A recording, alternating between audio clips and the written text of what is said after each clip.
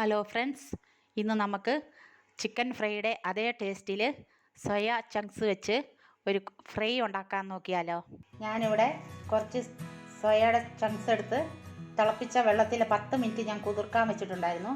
അത് പിന്നെ കഴുകിയെടുത്ത് പിഴിഞ്ഞ് വാരി വെച്ചതാണ്. ഫ്രൈ ഉണ്ടാക്കാൻ വേണ്ടി നമുക്ക് ഇതിലേക്ക് കുറച്ച് മസാലകൾ ചേർക്കാം. കാശ്മീരി മുളക് പൊടിയാണ് 1 സ്പൂണ്, കുറച്ച് മഞ്ഞൾപ്പൊടി, 1 സ്പൂണ് ഇഞ്ചിയും വെളുത്തുള്ളിയുടെ പേസ്റ്റാണ്, ഒരു ചെറിയ സ്പൂണിൽ കുറച്ച് ഗരം മസാലപ്പൊടി, 1 ടീസ്പൂണ് കബാബ് പൊടിയാണ്, ചിക്കൻ കബാബ് പൊടി.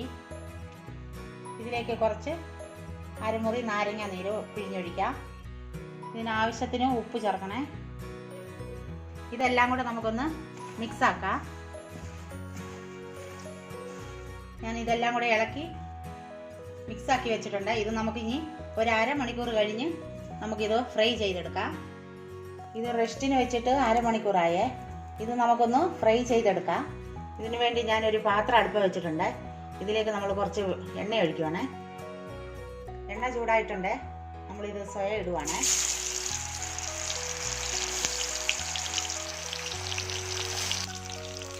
ഇതിലേക്ക് 1 തണ്ട് കരിയാപ്പില ഇടുവാണ്.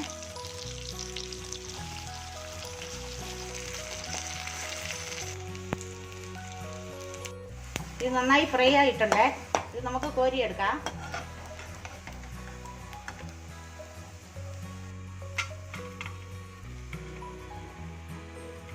അങ്ങനെ ഇവിടെ സോയ ചങ്ക്സിൻ്റെ ഫ്രൈ റെഡി ആയിട്ടുണ്ട്.